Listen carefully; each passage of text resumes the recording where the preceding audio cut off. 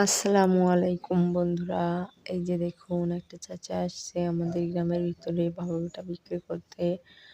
আগের দিনও আসছিল, সেদিন আপনাদের সঙ্গে ভাপা পিঠা তৈরির ভিডিওটা শেয়ার করা হয়নি, তাই মনে করলাম আজকে ভিডিওটা শেয়ার করি।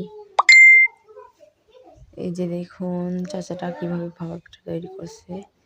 ভাপা পিঠা কিন্তু অবশ্যই চালের গুঁড়া দিয়ে তৈরি করতে হয়, তারপর নারকেল দেওয়াই লাগে, তারপরে গুঁড়ো দেওয়া লাগে। গুড় বলতে পাটালি কুচি কুচি করে রেখেছে, ওইগুলো দিবে। এই যে দেখুন, একটাও তৈরি করা হয়ে গেছে, আর একটা দিয়ে দিল।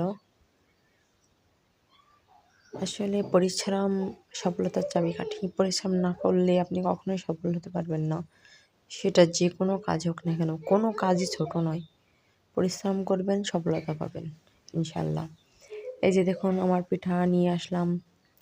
গরম গরম খেতে অনেক টেস্ট লাগে, কিন্তু ঠান্ডা হয়ে গেলে কিন্তু ততটা ভালো লাগে না।